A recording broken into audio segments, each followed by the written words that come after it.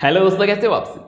आशा करता हूँ कि सब अच्छे होंगे। तो चलिए आइए शुरू करते हैं आज की क्लास। और आज की जो हमारी क्लास रहने वाली है ये एसएसटी से रहने वाली है। और इस क्लास में हम एसएसटी में 22 प्रश्नों को आज सॉल्व करने वाले हैं। और वो 22 प्रश्न कौन से रहने वाले हैं? जिन क्लासों को हम अपने एप्लीकेशन यानी ऐप पे कर चुके हैं, उन क्लासों से ही हम आज 22 प्रश्नों को क्या करने वाले हैं? सॉल्व करने वाले हैं। और ये जो प्रश्न रहने वाले हैं ये ज्योग्राफी और पॉलिटिकल साइंस से रहने वाले हैं। ठीक है, आइए समझते हैं, देखते हैं आज के लिए पहला प्रश्न कौन सा है। ठीक है, प्रश्न नंबर 17। तो इससे पहले के जो 16 प्रश्न हैं वो हमने इससे पिछले वाले क्लास में कर लिए थे। ठीक है, अगर आपने उस क्लास को नहीं देखा है तो उसको भी जाकर देख सकते हैं। आइए देखते हैं आज के लिए पहला प्रश्न कौन सा है। ग्लोब पर खींची गई अक्षांश और देशांतर रेखाएं, ठीक है, कैसी होती है? अध्यारोपित होती है या वास्तविक होती है, काल्पनिक होती है या इनमें से कोई नहीं? सबसे पहले तो हमें यह समझना जरूरी है कि अक्षांश रेखाएं किसे कहते हैं, देशांतर रेखाएं किसे कहते हैं। तो एप्लीकेशन पर तो हमने इसको बहुत डिटेल में समझ ही लिया है। ठीक है, वो साथी तो इसको बहुत अच्छे से कर लेंगे। ठीक है, लेकिन जिन्होंने अभी कोर्स नहीं लिया है और अगर लेने की सोच रहे हैं तो उनको भी थोड़ा सा हम इसमें समझा देते हैं कि अक्षांश किसे कहते हैं, देशांतर किसे कहते हैं, साथ में यहाँ से किस प्रकार से प्रश्न पूछे जाते हैं। ठीक है, अक्षांश रेखाओं की अगर हम बात करें तो अक्षांश रेखाएं ये वाली हो जाएंगी और देशांतर रेखाएं ये वाली हो जाएगी। ठीक है, जो लैटिट्यूड होती है वो अक्षांश रेखाएं और जो लॉन्गिट्यूड होती है वो देशांतर रेखाएं। ठीक, अब अगर हम बात करें कि यहाँ से पेपर में किस प्रकार से प्रश्न पूछे जा सकते हैं इसके अलावा, ठीक है, तो अक्षांश रेखाएं कितनी होती है ये भी प्रश्न पूछा जाता है। तो 180 अक्षांश रेखाएं होती है। ठीक, और साथ में अगर हम इस भूमध्य रेखा को भी जोड़ें तो 180 + 1 कितनी हो जाएगी? 181 हो जाएगी। अगर हम बात करें कि ये 181 कैसे हो जाएगी तो इस प्रकार से हो जाएगी, इसको थोड़ा सा हम क्या कर लेंगे, समझ लेंगे। तो ये भूमध्य रेखा है और भूमध्य रेखा से ये 0 डिग्री, इसके ऊपर इस प्रकार से जब हम आगे बढ़ेंगे तो 90 अक्षांश रेखाएं उत्तरी गोलार्ध में होती है और 90 अक्षांश रेखाएं दक्षिण गोलार्ध में होती है। तो 90 और 90 कितना हो जाएगा? 180। और जो ये भूमध्य रेखा है इसको ना हमने उत्तरी गोलार्ध में गिना ना दक्षिणी गोलार्ध में गिना, तो कितनी हो जाएगी? 181। लेकिन पेपर में ऑप्शन भी है, ये ऑप्शन ही नहीं रहता तो ये वाला ऑप्शन क्या हो जाएगा? सही उत्तर हो जाएगा। ठीक, चलिए बढ़ते हैं आगे की और इसी क्रम में अगर हम बात करें कि देशांतर रेखाएं कितनी होती है तो 360 होती है। पेपर में ये भी प्रश्न पूछा गया है। ठीक है, 360 किस प्रकार से होती है?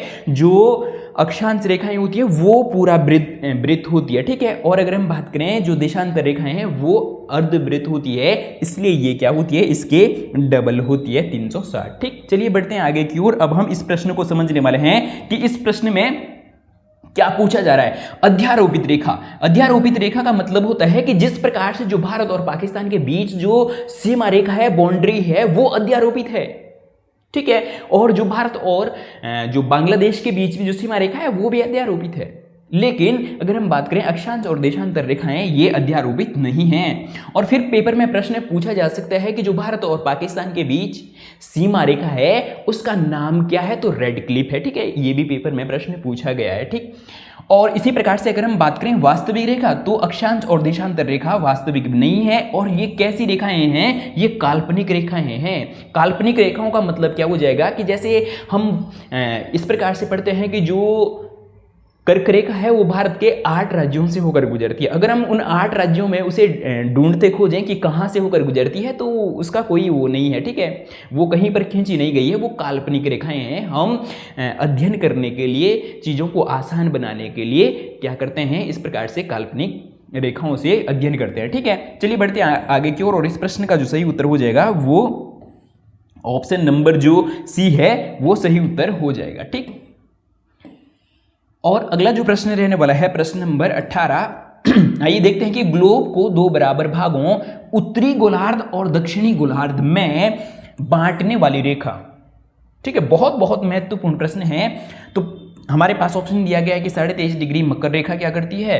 ग्लोब को 2 बराबर भागों में उत्तरी और दक्षिणी गोलार्ध में बांटती है। या 23.5 डिग्री कर्क रेखा क्या करती है? ग्लोब को 2 बराबर भागों में बांटती है। या 0 डिग्री देशांतर क्या करती है? उत्तरी गोलार्ध और दक्षिणी गोलार्ध में बांटती है। या विषुवत रेखा या 0 डिग्री अक्षांश। ठीक है। अगर हम बात करें कि इस प्रश्न के सही उत्तर की, तो इस प्रश्न का जो सही उत्तर हो जाएगा वो क्या हो जाएगा, ऑप्शन नंबर जो डी है ये क्या हो जाएगा, सही उत्तर हो जाएगा। जो ये रेखा है ये कौन सी रेखा है, ये भूमध्य रेखा है या विषुवत रेखा है या 0 डिग्री अक्षांश है या इक्वेटर है, यही क्या करती है, ग्लोब को दो बराबर भागों में बांटती है। ऊपर वाले भाग को उत्तरी गोलार्ध कहते हैं और नीचे वाले भाग को दक्षिणी गोलार्ध कहते हैं। ठीक है, तो यहां से भी आपको प्रश्न पूछा जा सकता है। अगर हम बात करें कि जो ऑप्शन नंबर सी है, ऑप्शन नंबर सी भी क्या करता है, ग्लोब को दो बराबर भागों में बांटता है, लेकिन उत्तरी और दक्षिणी गोलार्ध में नहीं बांटता है। ये कौन से भागों में बांटता है, जैसे मान लो कि ये ग्लोब है और अगर हम बात करें 0 डिग्री देशांतर, तो 0 डिग्री देशांतर वाली जो रेखा है वो ये वाली हो जाएगी। ठीक है, अब ये ग्लोब को किस प्रकार से दो भागों में बांट रहा है, ये पूर्वी गोलार्ध हो जाएगा और ये पश्चिमी गोलार्ध हो जाएगा। बांट तो ये भी रहा है लेकिन ये उत्तरी और दक्षिणी गोलार्ध में नहीं बांट रहा है। ठीक है, और जो 0 डिग्री देशांतर है इसे क्या कहते हैं, इसे प्रमुख यामोत्तर भी कहते हैं और यहां से पेपर में बहुत बार प्रश्न पूछे गए हैं। ठीक है, चलिए बढ़ते हैं आगे की ओर। अब हम प्रश्न नंबर 19 को समझने वाले हैं। ठीक है, प्रश्न नंबर 19 है कि अक्षांश रेखाओं की संख्या कितनी होती है। अक्षांश रेखाओं की संख्या ये हमने अभी अभी समझा था कि ये ग्लोब है, ग्लोब पर ये भूमध्य रेखा है, भूमध्य रेखा से ऊपर कितनी अक्षांश रेखाएं होती है, तो 90 अक्षांश रेखाएं उत्तरी गोलार्ध में होती है और 90 अक्षांश रेखाएं दक्षिणी गोलार्ध में होती है। और तो 90 और 90 कितना हो जाएगा, 180 उत्तर सही उत्तर हो जाएगा। जहां पर भी हमें क्या दिखा है, ऑप्शन नंबर जो डी है ये क्या हो जाएगा, सही उत्तर हो जाएगा। लेकिन अगर 81 भी ऑप्शन में दिया होता तो 81 वाला ऑप्शन क्या हो जाता, सही उत्तर हो जाता। ठीक, चलिए बढ़ते हैं आगे की ओर। और इसी प्रकार से अगर प्रश्न देशांतर पूछा जाता है, यहां पर अक्षांश के जगह देशांतर पूछा जाता है कि देशांतर रेखाओं की संख्या कितनी होती है, तो ऑप्शन नंबर सी सही उत्तर हो जाता है। ठीक है, आशा करता हूं कि ये क्लास आपको अच्छी लग रही होंगी और जो साथी हमारे एप्लीकेशन से जुड़े हैं, ऐप से जुड़े हैं, ठीक है, उनको तो ये इस क्लास को करने में बहुत मजा आ रहा होगा, क्योंकि ये क्लासें हमने इनके बारे में थ्योरी अभी अभी पढ़ी है। ठीक है, और जो साथी अभी तक हमारे बैच में नहीं जुड़े हैं, अगर जुड़ना चाहते हैं तो अभी 6 अगस्त तक, ठीक है, 6 अगस्त तक उसमें क्या चल रहा है, डिस्काउंट चल रहा है और डिस्काउंट भी 50% डिस्काउंट चल रहा है। ठीक है, अगर आप वो कोर्स लेना चाहते हैं तो 6 अगस्त से पहले यानी जब तक आपकी पेपर में फॉर्म भरने की जो डेट है वो 3 अगस्त है। ठीक है, और 3 अगस्त के बाद भी 3 दिन के लिए भी आपके पास ये जो 50% छूट है वो अवेलेबल रहेगी। अगर आप कोर्स लेना चाहते हैं तो ले सकते हैं और यहाँ पर ऐप पर बहुत धूमधाम से जो तैयारी कराई जा रही है। ठीक है, तो चलिए बढ़ते हैं आगे की ओर। और ये प्रश्न हमने क्या कर लिया है, इसका आंसर को समझ लिया है? नहीं, इसके आंसर को नहीं समझा था हमने, ऊपर वाले क्वेश्चन के आंसर को समझा था। तो देशांतर रेखाओं की संख्या कितनी होती है, ये हमने ऊपर वाले जो प्रश्न है उसमें अभी ही चर्चा करी थी। इसका ऑप्शन नंबर ए क्या हो जाएगा, सही उत्तर हो जाएगा देशांतर रेखाओं से संबंधित। ठीक है, चलिए बढ़ते हैं आगे की ओर। अब हम प्रश्न नंबर 21 को समझने वाले हैं। आइए समझते हैं कर्क रेखा और मकर रेखा के बीच के कटिबंधीय क्षेत्र को क्या कहा जाता है। बहुत महत्वपूर्ण है। शीतोष्ण कटिबंधीय क्षेत्र कहा जाता है, उष्ण कटिबंधीय क्षेत्र कहा जाता है, या शीत कटिबंधीय क्षेत्र कहा जाता है, या उपयुक्त सभी।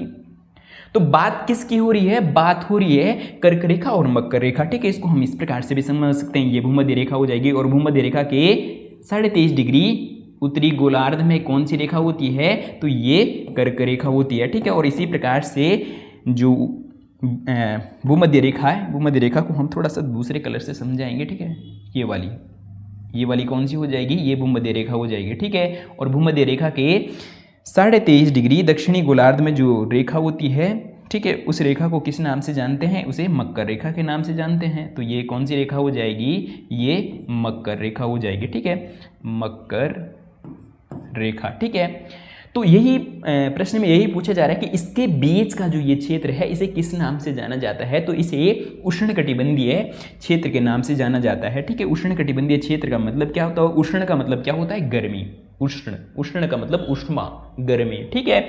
और कटिबंधीय क्षेत्र का मतलब हमने ये भी अच्छे से समझा था कि दो अक्षांश रेखाओं के बीच का जो ये वाला क्षेत्र होता है, ठीक है, या ये वाला जो क्षेत्र होता है, दो अक्षांश रेखाओं के बीच के क्षेत्र को क्या कहते हैं? कटिबंधीय क्षेत्र या कटिबंधीय जोन कहते हैं, ठीक है। चलिए बढ़ते हैं आगे की ओर। और साथ में अगर हम बात करें कि इनके बीच की जो लंबाई है, ठीक है, इनके बीच की जो ये लंबाई होती है, दो अक्षांश रेखाओं के बीच की लंबाई, ठीक है, जैसे ये लंबाई भी एक बार पेपर में पूछी गई है, ठीक है, इनके बीच की जो ये लंबाई होती है ये 1111 किलोमीटर की होती है, ठीक है। दो अक्षांश रेखाओं के बीच की जो लंबाई है वो कितनी होती है? 1111 किलोमीटर होती है, ठीक। चलिए बढ़ते हैं आगे की ओर। और आशा करता हूं कि ये क्लास आपको अच्छी लग रही होंगी, ठीक है। तो अगर क्लास अच्छी लग रही है तो आप अपने सभी साथियों तक भी इसे क्या कर सकते हैं? ज़्यादा से ज़्यादा शेयर कर सकते हैं, ठीक है, ताकि ज़्यादा से ज़्यादा लोग इस क्लास का लाभ उठा पाएं, ठीक। चलिए बढ़ते हैं आगे की ओर। अब हम प्रश्न नंबर 22 को समझने वाले हैं। भारत का मानक समय कितना है, ठीक है। हमारे पास ऑप्शन दिया गया है कि 82.5 डिग्री पश्चिमी देशांतर, और अगला है कि 82.5 डिग्री पूर्वी देशांतर, और सी है 80 डिग्री पूर्वी देशांतर, और डी है 80 डिग्री पश्चिमी देशांतर। तो अगर हम बात करें इस प्रश्न के सही उत्तर की, तो इस प्रश्न का जो सही उत्तर हो जाएगा कि भारत का मानक समय, ठीक है, कितना है? तो ये मुख्य यामोत्तर हो जाएगा, ठीक है। ये कौन सा हो जाएगा? मुख्य यामोत्तर हो जाएगा। और हमारा जो देश है वो मुख्य यामोत्तर यानी जीएमटी से कहाँ है? पूरब है, पूरब में है। और पूरब में भी कितना? 82.5 डिग्री। तो अगर हम बात करें कि इस प्रश्न का सही उत्तर क्या हो जाएगा, ऑप्शन नंबर जो बी है वो सही उत्तर हो जाएगा कि भारत का मानक समय कितना है? 82.5 डिग्री पूर्वी देशांतर में है, ठीक है। चलिए बढ़ते हैं आगे की ओर। और मैं आशा और उम्मीद कर रहा हूं कि ये प्रश्न आप बड़े आसानी के साथ क्या कर पा रहे होंगे? सॉल्व कर पा रहे होंगे। और यहाँ से पेपर में जो प्रश्न पूछा जाता है वो सीधा का सीधा इसी प्रकार से पूछा जाता है, ठीक है। यहाँ पर कथन निष्कर्ष वाले प्रश्न ज़्यादा नहीं पूछे जाते हैं इन टॉपिकों से, ठीक। चलिए बढ़ते हैं आगे की ओर। और अगला प्रश्न रहने वाला है प्रश्न नंबर 23। आइए समझते हैं प्रमुख यामोत्तर का मान कितना होता है। अभी अभी हमने समझा था प्रमुख यामोत्तर कौन सा होता है? ये वाला होता है, ठीक है, जो ग्लोब को क्या करें? पूर्वी गोलार्ध और पश्चिमी गोलार्ध में बांटें, ठीक है, उसे क्या कहते हैं? उसे प्रमुख यामोत्तर या 0 डिग्री देशांतर कहते हैं, ठीक है। तो अगर हम बात करें कि प्रमुख यामोत्तर का जो मान होता है वो कितना होता है, हमारे पास पहला ऑप्शन दिया गया है कि 0 डिग्री देशांतर, और अगला दिया गया है 0 डिग्री अक्षांश, और अगला है 180 डिग्री देशांतर, और अगला है 90 डिग्री अक्षांश। तो अगर हम बात करें इस प्रश्न के सही उत्तर की, तो इस प्रश्न का जो सही उत्तर हो जाएगा वो ऑप्शन नंबर जो ए है, ये क्या हो जाएगा? सही उत्तर हो जाएगा, ठीक है। जो ये वाली रेखा है, इस रेखा को क्या कहते हैं? इसे 0 डिग्री देशांतर कहते हैं, ठीक है।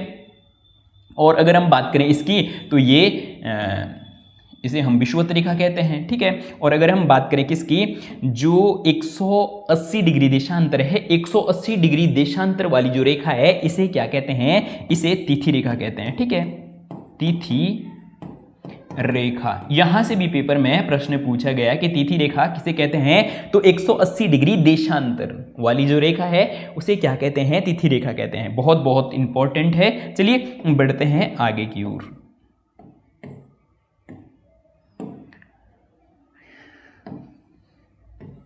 अब हम समझने वाले हैं कि ग्रिड जाल किसका जाल है या ग्रिड जाल किसे कहा जाता है। इस प्रकार से भी पेपर में प्रश्न पूछा गया है, ठीक है। अब हम समझने वाले हैं ग्रिड जाल को किसे कहते हैं। तो ये अक्षांश रेखाएं हो जाएगी,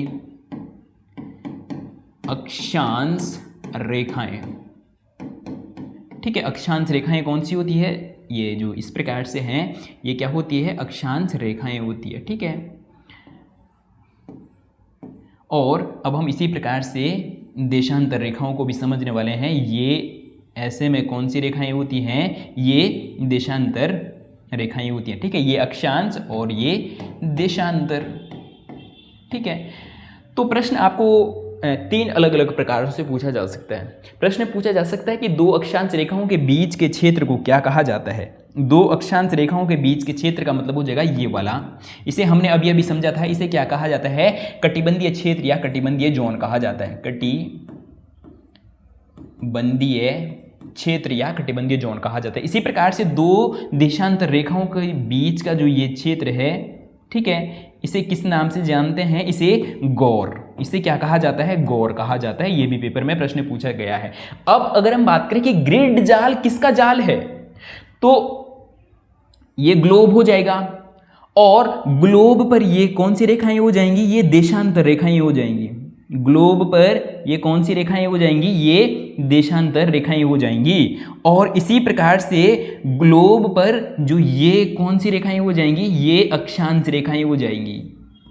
ठीक है, ये कौन सी रेखाएं हैं? ये अक्षांश रेखाएं हैं। तो अक्षांश रेखाएं और देशांतर रेखाओं के बीच के द्वारा जो बनाया गया ये जाल है, इसे ही क्या कहते हैं? या इसके बीच का जो ये क्षेत्र है, इसे ही क्या कहा जाता है? इसे ग्रिड जाल कहा जाता है। तो अगर हम बात करें, ऑप्शन में हमारे पास दिया गया कि अक्षांश रेखाओं को ग्रिड जाल कहा जाता है या देशांतर रेखाओं को ग्रिड जाल कहा जाता है। यहाँ अक्षांश और देशांतर रेखाओं को ग्रिड जाल कहा जाता है। तो अगर हम बात करें कौन सा ऑप्शन सही होगा, हमारे पास दिया गया है कि केवल ए, केवल बी। ए और बी दोनों असत्य है, तो ये तीनों क्या हो जाएंगे? गलत हो जाएंगे। और अगर हम बात करें सही कौन सा हो जाएगा? अक्षांश और देशांतर रेखाओं के बीच का जो क्षेत्र है या इसके बीच के क्षेत्र को क्या कहा जाता है? ग्रिड जाल कहा जाता है। ठीक है, आशा करता हूं कि जिस प्रकार से हम समझ रहे हैं, यहां से जो कॉन्सेप्ट है, कॉन्सेप्ट बहुत क्लियर हो जाते हैं। ठीक है, और अगर आप कोर्स में जुड़ते हैं तो वहाँ पर हमारे द्वारा ये सारी चीज़ें बहुत अच्छे से समझाई जा रही है। और साथ में जब इनको आप थ्योरी के रूप में पढ़ेंगे या नोट्स से पढ़ेंगे तो और भी अच्छे से समझ में आ सकती है। ठीक है, तो चलिए बढ़ते हैं आगे की ओर। और अगला जो प्रश्न है कि मानक समय रेखा यानी 82.5 डिग्री भारत के कितने राज्यों से होकर गुजरती है?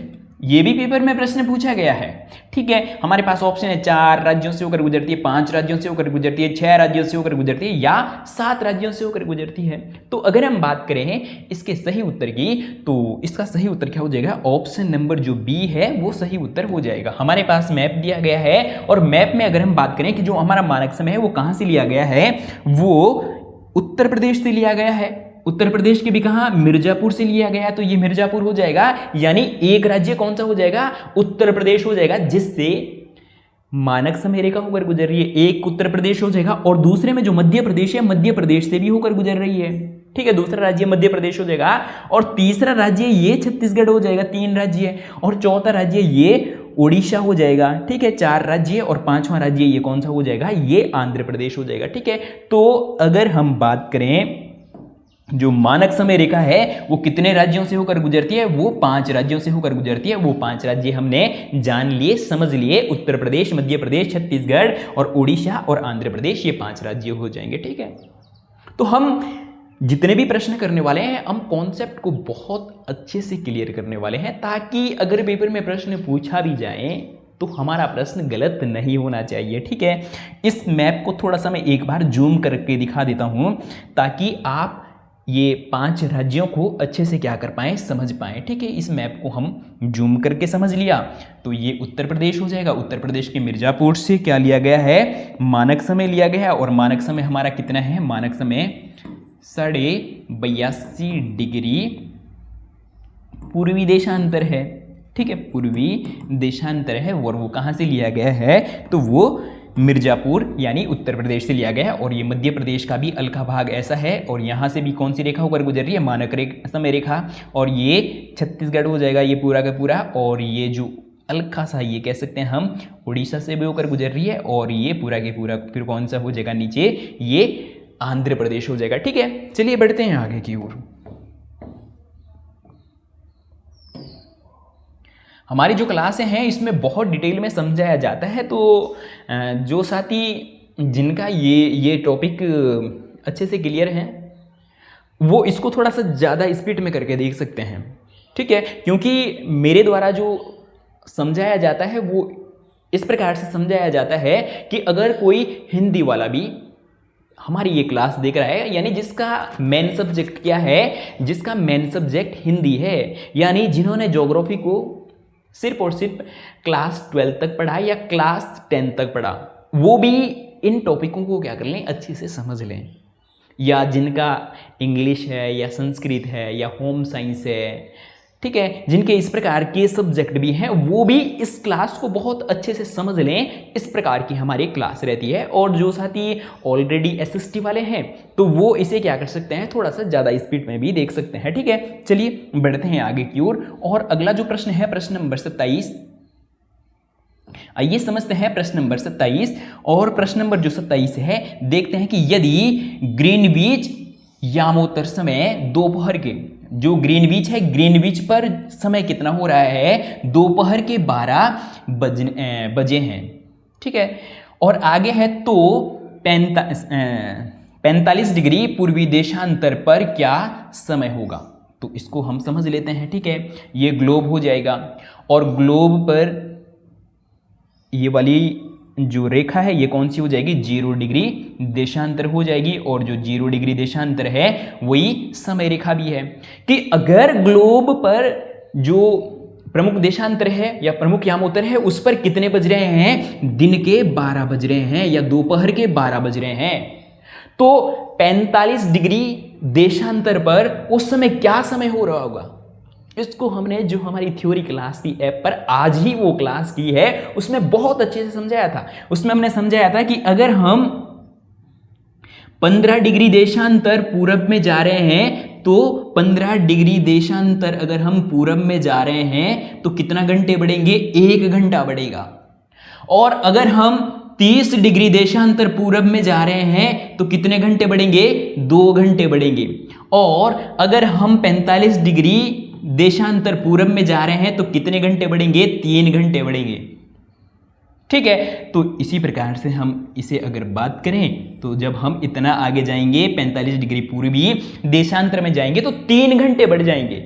इसका मतलब यह है कि अगर हम ग्रीनविच से पूरब की ओर जाते हैं तो समय बढ़ता है, अगर हम ग्रीनविच से पश्चिम की ओर जाते हैं तो समय घटता है। अगर हम 15 देशांतर कहाँ आए, पीछे आए या पश्चिम की ओर आए तो 1 घंटा बढ़ेगा। मान लो कि यहां पर कितने बज रहे हैं, दिन के 12 बज रहे हैं, तो यहां पर कितने बज रहे होंगे, अभी 11 बज रहे होंगे।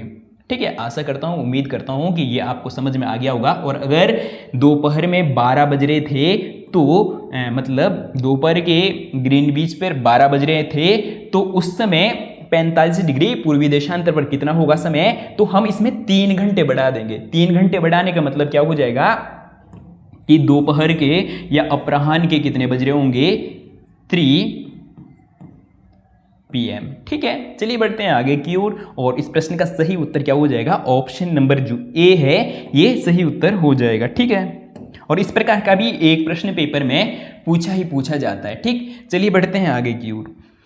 अगला जो हमारा प्रश्न है प्रश्न नंबर 28। आइए समझते हैं कि ग्लोब को 2 बराबर भागों में बांटने के लिए खींची गई काल्पनिक रेखा को कहा जाता है। हम तब से इसी की बात कर रहे हैं और इसका सही उत्तर क्या हो जाएगा, विषुवत रेखा।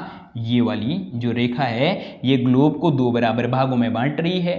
ठीक है, और इस प्रश्न का सही उत्तर क्या हो जाएगा, ऑप्शन नंबर जो बी है ये सही उत्तर हो जाएगा। ग्लोब को 2 बराबर भागों में बांटने वाली जो काल्पनिक रेखा है। देखो यहाँ पर अगर ये प्रश्न थोड़ा सा हम ये भी कह सकते हैं कि डाउट वाला है, क्योंकि इसमें यह नहीं पूछा है कि पूर्वी गोलार्ध में या पूर्वी और पश्चिमी गोलार्ध में बांटता है या उत्तरी और दक्षिणी गोलार्ध में बांटता है। ठीक है, तो ये प्रश्न थोड़ा सा डाउट वाला है। अगर हम इसको इस प्रकार से लिखें कि ग्लोब को 2 बराबर भागों,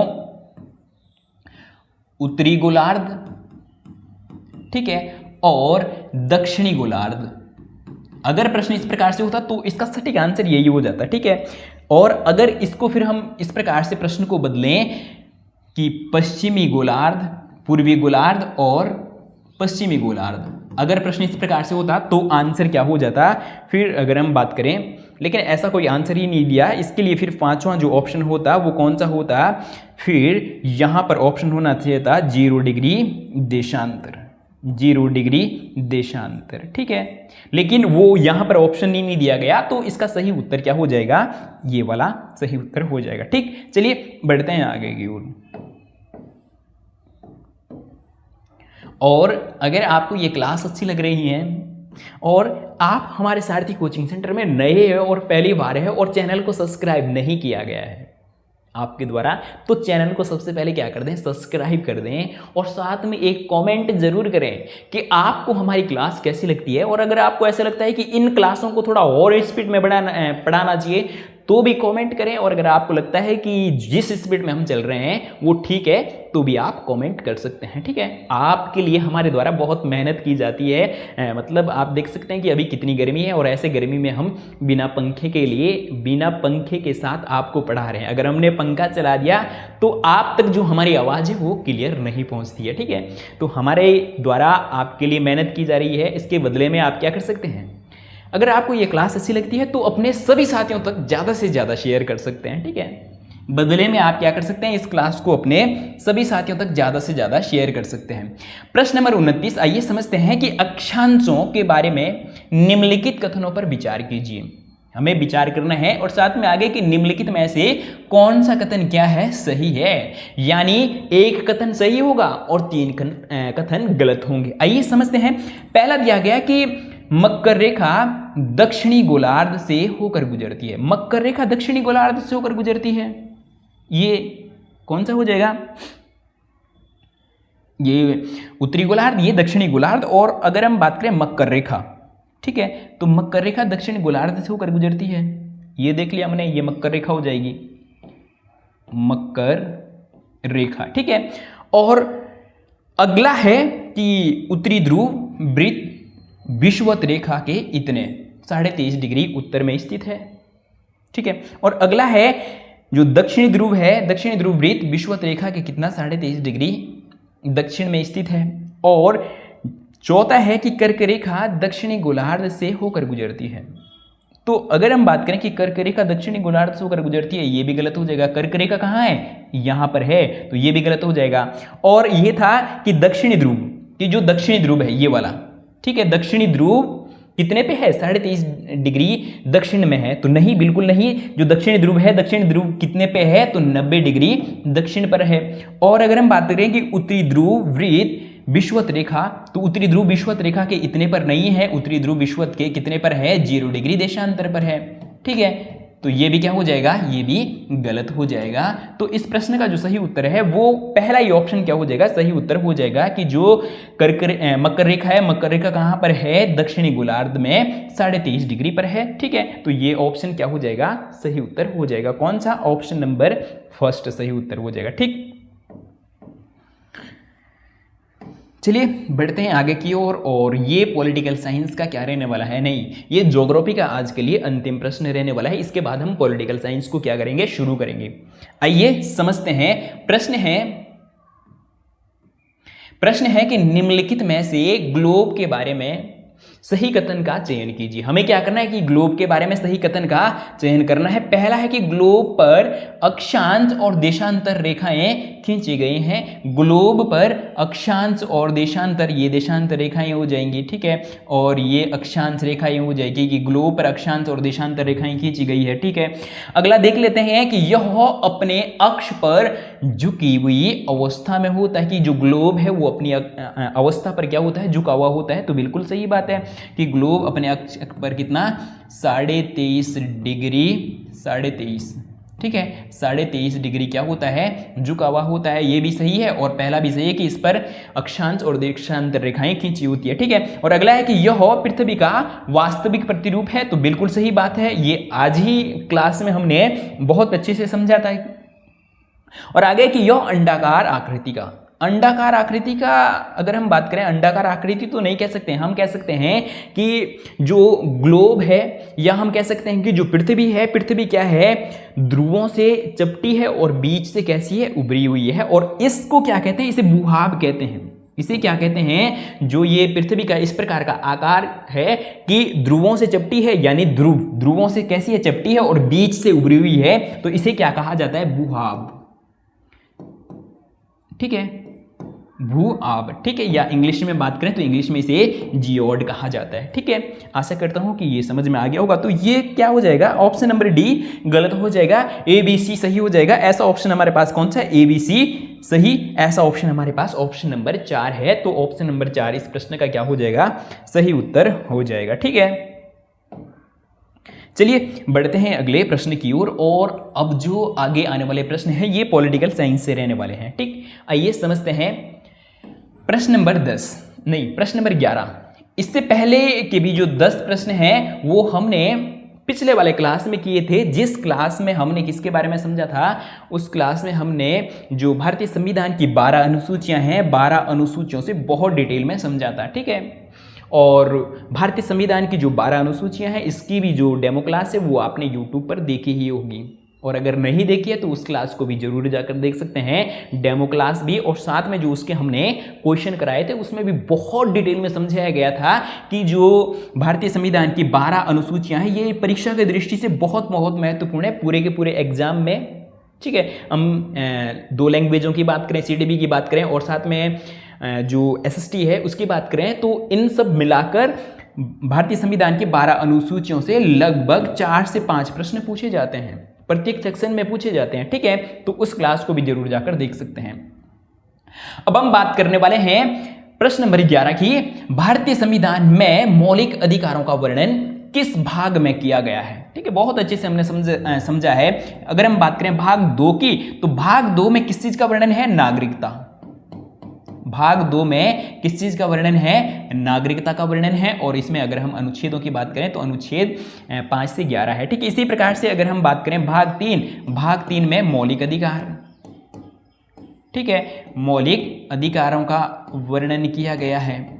ठीक है, और इसी प्रकार से अगर हम भाग 4 की बात करें तो भाग 4 में किस चीज का वर्णन है? तो राज्य के नीति निर्देशक सिद्धांतों का वर्णन है। ठीक है, भाग 4 में क्या हो जाएंगे? राज्य के नीति निर्देशक सिद्धांत हो जाएंगे। और इसी प्रकार से अगर हम बात करें भाग 5, तो भाग 5 में किस चीज का वर्णन है? संघ का वर्णन है। संघ का मतलब हो जाएगा कि जो केंद्र सरकार है, केंद्र सरकार के बारे में। और इसी प्रकार से भाग 6 की भी बात करें तो भाग 6 में राज्यों के बारे में है। ठीक है, तो हमारे पास प्रश्न में क्या पूछा गया? मौलिक अधिकार पूछा गया, और मौलिक अधिकार का जो वर्णन है ये हमने देख लिया भाग 3 में किया गया है, और हमें इस प्रश्न का सही उत्तर मिल गया है। ठीक है, और आगे वाले जो ये भाग है इनसे भी आपको प्रश्न पूछा जा सकता है। और फिर अगर हम बात करें, जैसे भाग 4 को तो हमने समझ लिया, भाग 4 में राज्य के नीति निर्देशक सिद्धांत थे। ठीक है, अब अगर हम बात करें भाग 4 का क, इसमें किस चीज का वर्णन है? ये भी पेपर में बहुत बार प्रश्न पूछा गया है। तो भाग 4 के क में किस चीज का वर्णन है? तो इसमें मूल कर्तव्य। ठीक है, मूल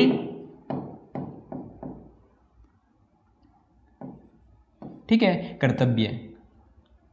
तो मूल कर्तव्य का वर्णन कहां है? भाग 4 के क में है। और अगर हम अनुच्छेद की बात करें, अनुच्छेद कौन सा हो जाएगा? 51 का क हो जाएगा। ये भी पेपर में बहुत बार प्रश्न पूछा गया है। ठीक है, तो पेपर में जितने भी प्रकार से प्रश्न पूछे जा सकते हैं वो सारे के सारे तरीके हम यहां पर समझने वाले हैं। ठीक है, और साथ में अगर आप हमारे सारथी कोचिंग सेंटर का जो हमारा एप्लीकेशन है उस पर भी अगर आप जुड़ते हैं और वहां पर जो हमारे द्वारा थ्योरी की क्लासें कराई जा रही है, तो आपको जो हम ये इस प्रकार से प्रैक्टिस सेट करवाते हैं, इन प्रश्नों को करने में बहुत मजा आएगा और चीज़ें आपको बहुत आसान सी लगने लग जाएंगी।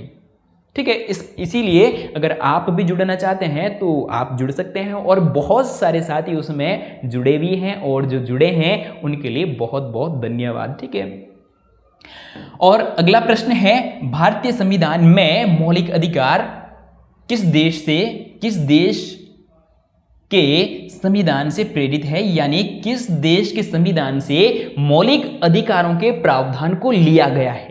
ठीक है, हमारे पास ऑप्शन है ब्रिटेन, फ्रांस और अमेरिका यानी USA। ठीक है, और अगला है कनाडा। तो अगर हम बात करें कि जो मौलिक अधिकार है, मौलिक अधिकारों के प्रावधान को किस देश के संविधान से लिया गया है, तो इस प्रश्न का सही उत्तर क्या हो जाएगा? ऑप्शन नंबर जो C है। ठीक है, ये क्या हो जाएगा? सही उत्तर हो जाएगा। चलिए बढ़ते हैं अगले प्रश्न की ओर। और अगला जो प्रश्न है, प्रश्न नंबर कौन सा? प्रश्न नंबर 13। आइए समझते हैं प्रश्न नंबर 13 की। अगर हम बात करें कि प्रश्न नंबर 13 क्या है, तो प्रश्न नंबर 13 है, विधि के समक्ष समानता किस अनुच्छेद में वर्णित है? विधि के समक्ष समानता, और इसकी भी जो क्लास है वो भी हमने एप्लीकेशन पर बहुत अच्छे से उसके बारे में भी समझा है कि जो 6 मौलिक अधिकार है, 6 के 6 मौलिक अधिकारों के बारे में बहुत डिटेल से समझा है।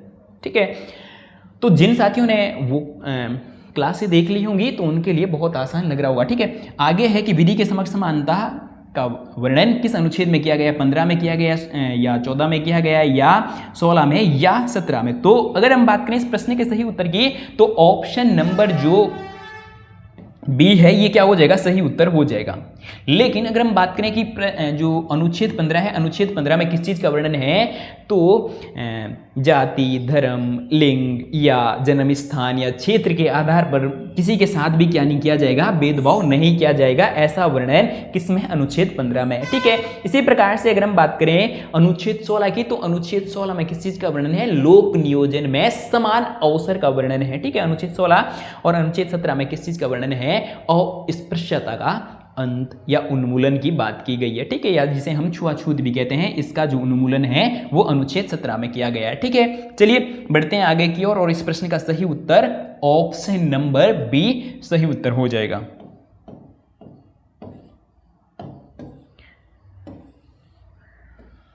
अब हम प्रश्न नंबर जो 14 है उसे समझने वाले हैं। उपाधियों का अंत किस अनुच्छेद में किया गया है। ठीक है, उपाधियों का अंत, तो हमारे पास जो पहला ही ऑप्शन है, पहले ही ऑप्शन इसका क्या हो जाएगा, सही उत्तर हो जाएगा। उपाधियों का अंत का वर्णन अनुच्छेद कितने में, 18 में किया गया। अनुच्छेद 17 हमने समझ लिया था, अनुच्छेद 16 भी हमने समझ लिया था इसमें, और स्पृश्यता का अंत इसमें, लोक नियोजन में समान अवसर, और इसमें 6 प्रकार के अभिव्यक्ति की बात की गई है, 6 प्रकार के स्वतंत्रता की बात की गई है। 6 प्रकार के स्वतंत्रता की अभिव्यक्ति का मतलब क्या हो जाएगा, इसमें 6 प्रकार की स्वतंत्रता, उसमें पहला हो जाता है अभिव्यक्ति की स्वतंत्रता, और दूसरा हो जाएगा एकत्रित होने की स्वतंत्रता। ठीक है, कि हम शांतिपूर्ण तरीके से क्या हो सकते हैं, एकत्रित हो सकते हैं या संघ बना सकते हैं, और फिर जब हम एकत्रित होंगे फिर हम संघ बनाएंगे, फिर हम उसका क्या कर सकते हैं, प्रचार प्रसार कर सकते हैं, और प्रचार प्रसार करने के लिए हम एक जगह से दूसरी जगह तक जा सकते हैं। ठीक है, और उसके बाद हो जाएगा आवागमन की स्वतंत्रता, और उसके बाद हो जाएगा ठहरने की स्वतंत्रता। जब आप आवागमन करेंगे तो आप कहीं पर भी क्या कर सकते हैं, पूरे भारत में रुक सकते हैं। और उसके बाद अगर हम बात करें, उसके बाद जो लास्ट है वो है आजीविका की स्वतंत्रता। ठीक है, वो किस में की गई है, तो वो जो जी है मतलब 19 के जी में की गई है। ठीक है, चलिए बढ़ते हैं आगे की ओर। तो अगर हम बात करें उपाधियों का अंत, तो इसका सही उत्तर क्या हो जाएगा, ऑप्शन नंबर ए सही उत्तर हो जाएगा।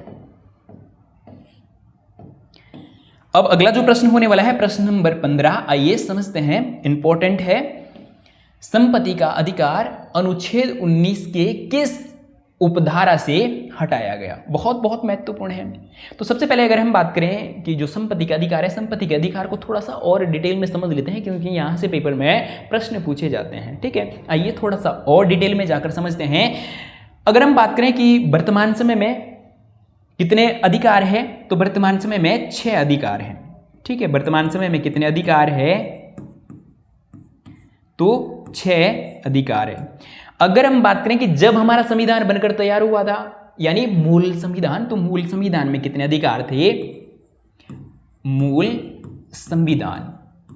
ठीक है, मूल संविधान में कितने अधिकार थे, 7 अधिकार थे, और वर्तमान में 6 है। तो कौन से अधिकारों की श्रेणी से हटाया गया, तो संपत्ति के अधिकार को क्या किया गया, संपत्ति के अधिकार को क्या किया गया है, अधिकारों की श्रेणी से हटाकर कहां रखा गया है, अनुच्छेद 301 के क या ए में रखा गया है।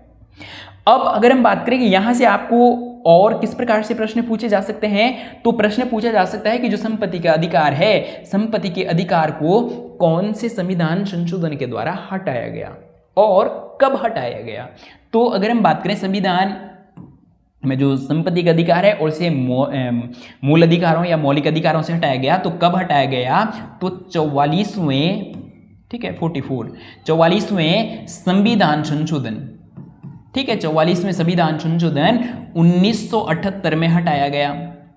ठीक है, और अगर हम बात करें कि इसका जो वर्णन है वो किस अनुच्छेद में किया गया था, तो इसका वर्णन अनुच्छेद 31 में किया गया था, और साथ में जो 19 का एफ है, ठीक है जो 19 का एफ है और साथ में जो अनुच्छेद 31 है, तो इन दो उसमें संपत्ति के अधिकार का वर्णन किया गया था। तो मैंने आपको बहुत डिटेल में समझा दिया कि जिस भी प्रकार से संपत्ति के अधिकार से प्रश्न पूछा जा सकता है वो तरीके हमने क्या कर लिए, अच्छे से जान लिए, समझ लिए। और एप्लीकेशन पे तो इनके बारे में थ्योरी के रूप में बहुत अच्छे से भी समझाया जाता है। अब इस प्रश्न का सही उत्तर हमें मिल गया है, ऑप्शन नंबर जो सी है वो हमें मिल गया। ठीक, चलिए बढ़ते हैं आगे की ओर।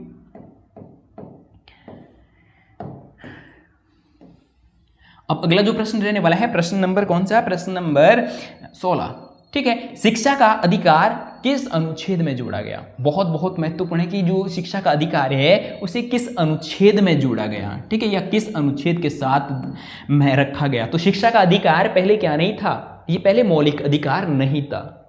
कब, तो 2002 से पहले शिक्षा का जो अधिकार है, 2002 से पहले ये क्या नहीं था, मौलिक अधिकार नहीं था। और इसे 86वें संविधान संशोधन, ठीक है, 86वां जो संविधान संशोधन होता है 2002 में, उसके बाद से शिक्षा को क्या बनाया गया, मौलिक अधिकार बनाया गया। ठीक है, अब अगर हम बात करें कि इसे फिर कौन से अनुच्छेद में जोड़ा गया, हमारे पास 20 दिया गया है, 21 दिया गया है और 21 का ए दिया गया है और 22 दिया गया है।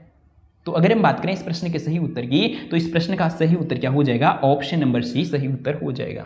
अब हम थोड़ा सा इनके बारे में भी जानने वाले हैं कि जो हमारे पास दूसरे अनुच्छेद दिए गए हैं, इनको भी थोड़ा सा क्या कर लेंगे, हम इनके बारे में भी समझ लेंगे। इसका सही उत्तर तो हमें मिल गया, ऑप्शन नंबर सी। अब अगर हम बात करें कि जो अनुच्छेद 20 है, अनुच्छेद 20 में किस चीज़ का वर्णन किया गया है, तो अपराध के संबंध में, दोष सिद्धि के संबंध में संरक्षण। ठीक है, और अगर हम बात करें अनुच्छेद 21, अनुच्छेद 21 में किस चीज का वर्णन है, तो प्राण एवं दैहिक स्वतंत्रता का वर्णन है। ठीक है, और इसी प्रकार से अगर हम बात करें अनुच्छेद 21 का को हमने समझ लिया, अनुच्छेद 22 की अगर हम बात करें तो अनुच्छेद 22 में किस चीज का वर्णन है, तो गिरफ्तारी के संबंध में निरीक्षण, या जिस व्यक्ति को गिरफ्तार किया जा रहा है उसके भी कुछ क्या है, अधिकार हैं। क्या अधिकार हैं कि उसे पुलिस द्वारा क्या नहीं किया जाएगा, जबरन बयान नहीं लिए जाएंगे और मारा पीटा नहीं जाएगा, और साथ में जो उसे गिरफ्तार करने वाला है यानी अभिकर्ता यानी पुलिस, तो वो उसे 24 घंटे के अंदर क्या करेगी, नजदीकी कोर्ट में क्या करेगी, पेश करेगी। ठीक है, इस चीज का वर्णन कहाँ है, अनुच्छेद 22 में है। तो ये हमने चारों के चारों अनुच्छेदों को भी क्या कर लिया, डिटेल से समझ लिया, और साथ में ये भी समझा कि यहां से आगे आने वाली परीक्षाओं में जिस भी प्रकार से प्रश्न पूछा जाए हम सही करने वाले हैं। ठीक है, चलिए बढ़ते हैं आगे की ओर, और अब हम प्रश्न नंबर 17 को समझने वाले हैं। आइए समझते हैं, बहुत बहुत इंपॉर्टेंट है। मानव तस्करी, बेगार तथा बंधुआ मजदूरी का निषेध किस अनुच्छेद में किया गया है, इंपॉर्टेंट है। हमारे पास 22 दिया गया है, ये हमने अभी समझा था। ठीक है, कि गिरफ्तारी के संबंध में निरीक्षण। ठीक है, और 23 की अगर हम बात करें, 24 की बात करें, 25 की बात करें, तो अगर हम बात करें कि इस प्रश्न का सही उत्तर क्या होने वाला है कि मानव तस्करी और बेगार तथा बंधुआ मजदूरी के संबंध में निरीक्षण। तो इस प्रश्न का जो सही उत्तर होने वाला है वो ऑप्शन नंबर जो बी है वो क्या हो जाएगा, सही उत्तर हो जाएगा। ठीक है, ऑप्शन नंबर 23 में ही इस चीज का वर्णन किया गया है कि हम क्या नहीं कर सकते हैं, किसी से बलात् श्रम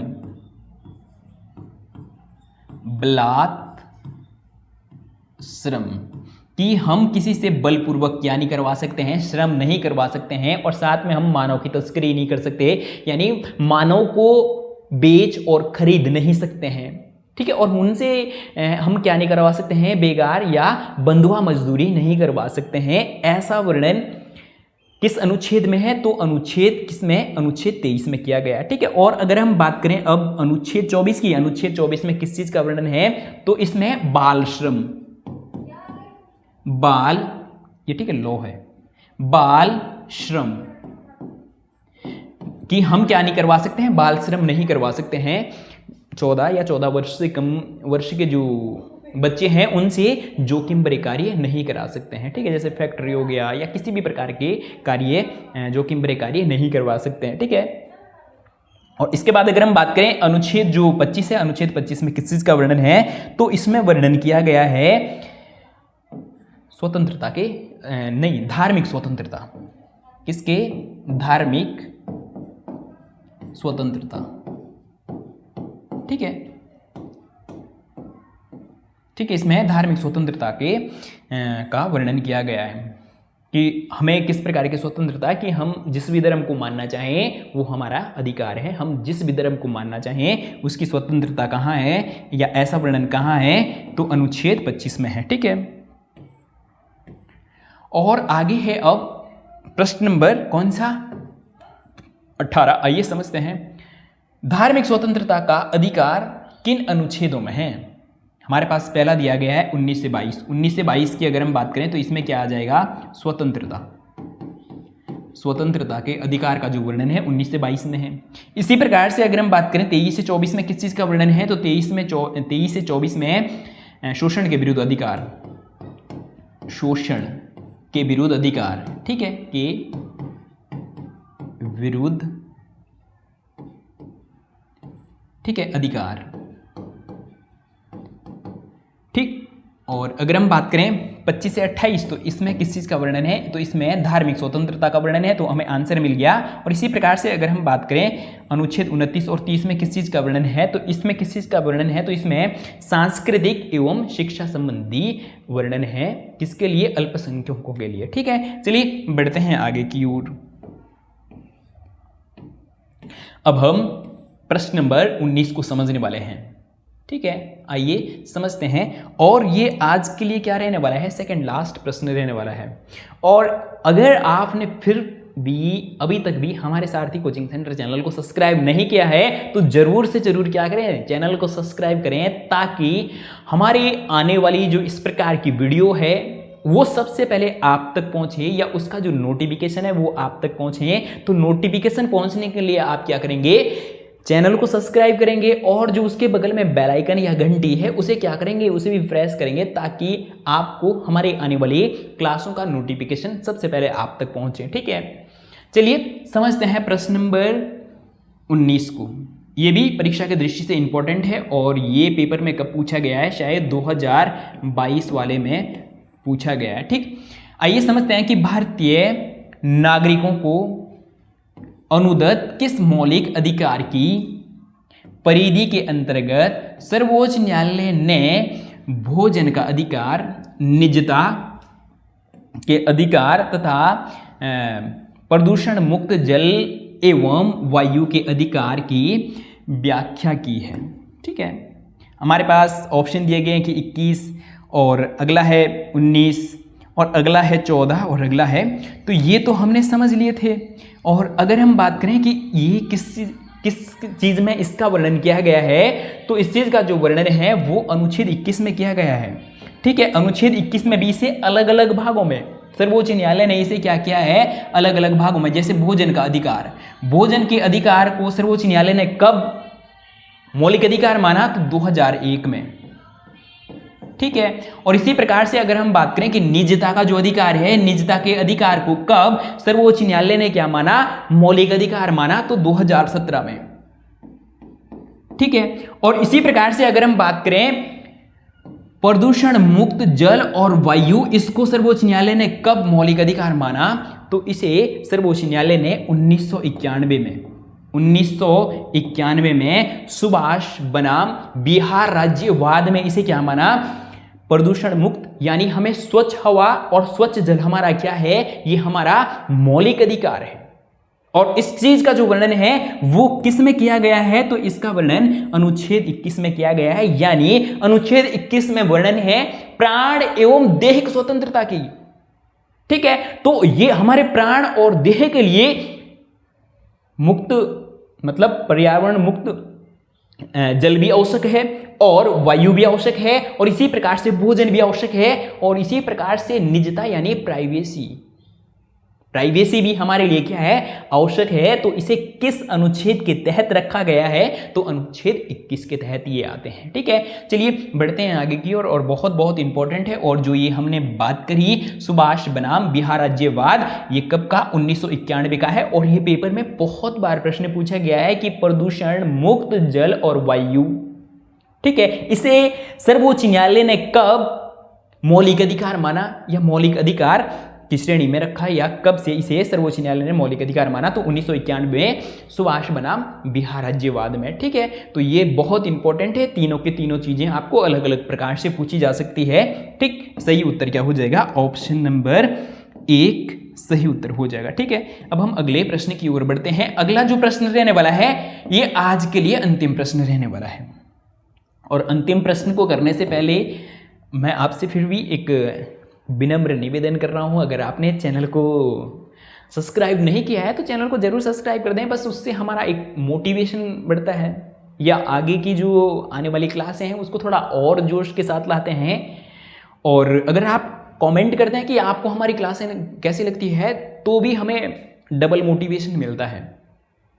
ठीक है, अगर इसमें कुछ सुधार भी करनी है तो भी आप कमेंट कर सकते हैं कि सर इसमें थोड़ा सा इस प्रकार से आप सुधार कीजिए, तो हम सुधार करने के लिए भी क्या है, तैयार हैं।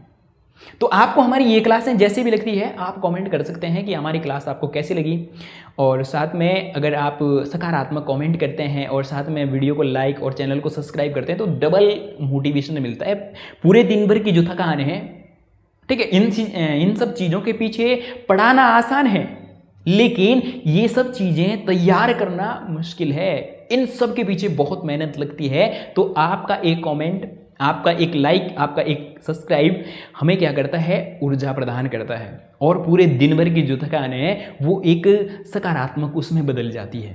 जैसे ही आपके द्वारा कुछ इस प्रकार का कमेंट किया जाता है कि सर आपके द्वारा जो क्लास की जाती है वो हमें अच्छी लगती है, तो वाकई में हमें अच्छा लगता है कि जो हमारे द्वारा आपके लिए मेहनत की जा रही है वो मेहनत किस में, सकारात्मक दिशा में जा रही है। ठीक है, तो इसलिए ज़रूर एक कमेंट और साथ में वीडियो को लाइक और चैनल को सब्सक्राइब, और साथ में इस क्लास को अपने उन सभी साथियों तक ज़्यादा से ज़्यादा शेयर कर सकते हैं जिनका 2026 में यूटेट का पेपर है। ठीक है, तो चलिए शुरू करते हैं आज का अंतिम प्रश्न। और अंतिम प्रश्न है, भारतीय नागरिकों की 6 स्वतंत्रता को प्रतिष्ठापित किया गया है, मतलब कहाँ पर प्रतिष्ठापित किया गया है या कहाँ पर इस चीज़ की बात की गई है। तो पहला दिया गया है हमारे पास 14 से 18, और 14 से 18 में हमने बात की थी स्वतंत्रता के अधिकार की। ठीक है, नहीं 14 से 18 स्वतंत्रता नहीं होगा, समानता का अधिकार होगा। 14 से और जो 18 है वो कौन सा अधिकार है, समानता का अधिकार है। ठीक है, और इसी प्रकार से अगर हम बात करें 14 से 35 कोई ऐसा एक पर्टिकुलर क्या नहीं है, अधिकार नहीं है। ठीक है, और अगर हम बात करें 19 और अगला है 21 से 26, तो इस प्रकार का भी कोई एक अलग से अधिकार नहीं है। ठीक है, जैसे समानता का अधिकार है तो ऐसा कोई अधिकार नहीं है जिसमें 21 से और 26 में क्या किया गया वो वर्णन किया गया हो। ठीक है, जैसे 6 अधिकार है तो 6 अधिकार में से कोई सा ऐसा अधिकार नहीं है। अगर हम बात करें कि प्रश्न में हमें क्या पूछा जा रहा है कि नागरिकों के 6 स्वतंत्रता की बात किसमें की गई है, तो 6 स्वतंत्रता की बात किसमें की गई है, तो अनुच्छेद 19 में की गई है। और इससे पहले हमने 6 स्वतंत्रता वो जान भी ली थी और समझ भी ली थी। ठीक है, 6 स्वतंत्रता में जैसे अभिव्यक्ति की स्वतंत्रता और एकत्रित होने की स्वतंत्रता या संघ बनाने की स्वतंत्रता, फिर उसका प्रचार प्रसार करने की स्वतंत्रता, फिर देश में आवागमन की स्वतंत्रता, ठीक है, और फिर देश में कहीं पर भी बसने की स्वतंत्रता, और फिर अगला हो जाएगा, लास्ट वाला हो जाएगा कि आजीविका की स्वतंत्रता। ठीक है, तो इस प्रकार से 6 जो स्वतंत्रता की बात की गई है तो वो किस में की गई है, तो वो अनुच्छेद 19 में की गई है। ठीक है, तो ये थी आज की क्लास। अगर आपको क्लास अच्छी लगी तो वीडियो को लाइक, चैनल को सब्सक्राइब और साथ में एक कमेंट जरूर करेंगे आपको ये हमारी क्लास कैसी लगी। तो चलिए आज के लिए इतना ही, मिलते हैं जल्दी इस प्रकार की नेक्स्ट क्लास में, तब तक के लिए जय हिंद।